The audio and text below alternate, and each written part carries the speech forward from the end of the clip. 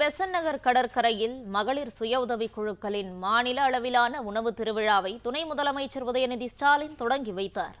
இதுகுறித்த முழு விவரங்களோடு இணைகிறார் செய்தியாளர் மகேந்திரன். மகேந்திரன், வணக்கம். விவரங்களை பகிரலாம். சென்னை பெசன்ட் நகர் கடற்கரையில் தமிழ்நாடு மகளிர் மேம்பாட்டு நிறுவனத்தின் சார்பில் நடைபெறக்கூடிய மகளிர் சுய உதவி குழுக்களின் மாநில அளவிலான உணவு திருவிழாவை தமிழ்நாடு முதலமைச்சர் துணை முதலமைச்சர் உதயநிதி ஸ்டாலின் தற்பொழுது தொடங்கி வைத்திருக்கிறார்.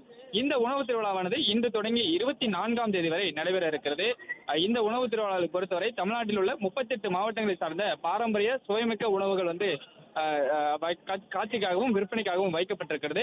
இந்த உணவு திருவிழாவில் மொத்தம் 50 அரங்குகள் அமைக்கப்பட்டிருக்கிறது. 235க்கும் மேற்பட்ட வகையிலான உணவுகள் இடம்பெற்றிருக்கின்றன.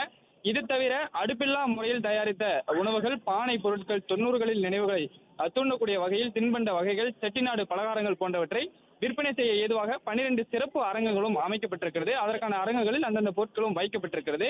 முதல் நாளான இன்று 4 மணி தொடங்கி இரவு 9 மணி வரை இந்த உணவு திருவிழா நடைபெறும் என்று தெரிவிக்கப்பட்டிருக்கிறது.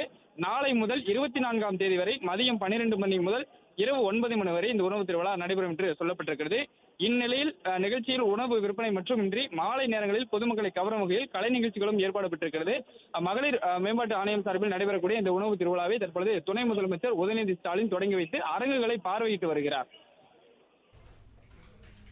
விவரங்களுக்கு நன்றி மகேந்திரன்.